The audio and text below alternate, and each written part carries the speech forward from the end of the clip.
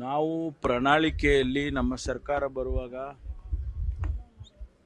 2.5 ಲಕ್ಷ ಹುದ್ದೆಗಳು ಖಾಲಿ ಇದ್ದಾವೆ ಸರ್ಕಾರದಲ್ಲಿ, ಹಂತವಾಗಿ ನಾವು ತುಂಬುತ್ತೇವೆ ಅಂತೇಳಿ ಹೇಳಿದ್ದು. ಅನೇಕ ಕಾರಣಗಳಿಂದ ಅದು ವಿಳಂಬ ಆಯಿತು.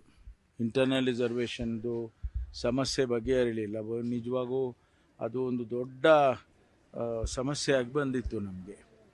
ಅದಕ್ಕೆ ಕಮಿಷನ್ ಮಾಡಿ ನಾಗಮೋಹನ್ ದಾಸ್ ಅವರು, ಜಸ್ಟಿಸ್ ನಾಗಮೋಹನ್ ದಾಸ್ ಅವರನ್ನ ನೇತೃತ್ವದಲ್ಲಿ ಒಂದು ವರದಿ ಸರ್ಕಾರಕ್ಕೆ ಬಂದ ಮೇಲೆ ಅದನ್ನು ಕೂಲಂಕುಷವಾಗಿ ಪರಿಶೀಲನೆ ಮಾಡಿ ಆ ಇಂಟರ್ನಲ್ ರಿಸರ್ವೇಷನ್ ಸಮಸ್ಯೆಯನ್ನು ಬಗೆಹರಿಸ್ತು.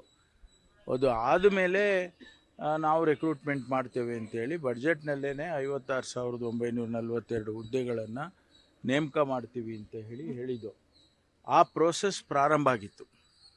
24,000 ಹುದ್ದೆಗಳಿಗೆ FD ಅವರು ಕೂಡ ಪರ್ಮಿಷನ್ ಕೊಟ್ಟು ನೋಟಿಫಿಕೇಷನ್ಸ್ ಮಾಡಿ ಅಂತೇಳಿ ಎಲ್ಲ ಇಲಾಖೆಗಳಿಗೂ ನಾವು ತಿಳಿಸಿದ್ದು. ಈ ಮಧ್ಯೆ ಸರ್ಕಾರ ಮುಖ್ಯಮಂತ್ರಿಗಳು ಬದಲಾವಣೆ ಆದಮೇಲೆ ಅದನ್ನು ಪುನರ್ ಪರಿಶೀಲನೆ ಮಾಡಿ ಈಗ 72,000 ಹುದ್ದೆಗಳನ್ನು ತುಂಬಬೇಕು ಅಂತೇಳಿ ತೀರ್ಮಾನನ ಮಾಡಿದ್ದೇವೆ. ಅದಕ್ಕಾಗಲೇ ಡಿಪಾರ್ಟ್ಮೆಂಟ್ಗಳಿಗೆ ನೋಟಿಫಿಕೇಷನ್ ಮಾಡಿ ಅಂತೇಳಿ ಸೂಚನೆಯನ್ನು ಕೊಟ್ಟಿದ್ದೇವೆ. ಈಗ ನಮ್ಮ ಕಂದಾಯ ಇಲಾಖೆಯಲ್ಲೂ ಕೂಡ ಸುಮಾರು ಜನರಿಗೆ ಮಾಡಬೇಕು ಅಂಥೇಳಿ ನೋಟಿಫಿಕೇಷನ್ ಮಾಡ್ತಾಯಿದ್ದೀವಿ. ಅದೇ ರೀತಿ ಟೀಚರ್ಸು, ಡಾಕ್ಟರ್ಸು, ನರ್ಸಸ್ಸು, ಈ ಇಂಜಿನಿಯರ್ಸು ಇವರಿಗೆಲ್ಲ ಅವರವ್ರ ಇಲಾಖೆಯಲ್ಲಿ ಡಿಲೇ ಮಾಡ್ದಂಗೆ ನೀವು ನೋಟಿಫೈ ಮಾಡಿ ಅಂತೇಳಿ ಮೊನ್ನೆ ಕ್ಯಾಬಿನೆಟಲ್ಲಿ ಚರ್ಚೆ ಮಾಡಿದ್ವಿ. ಅದಕ್ಕಾಗಿ ಈಗ ಮುಖ್ಯಮಂತ್ರಿಗಳು ಈಗ 2 ಅಧಿಕಾರಿಗಳನ್ನ ನೇಮಕ ಮಾಡಿದ್ದಾರೆ.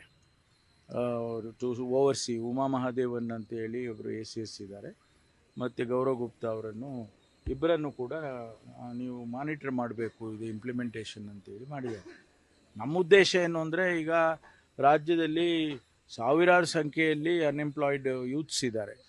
ಅವರೆಲ್ಲ ಅನೇಕ ಸಂದರ್ಭದಲ್ಲಿ ಬೀದಿಗಿಳಿದು ನಮಗೆ ರೆಕ್ರೂಟ್ಮೆಂಟ್ ಮಾಡಿ ಅಂತ ಹೇಳಿರೋದನ್ನು ತಾವೆಲ್ಲ ನೋಡಿದ್ದೀರಿ.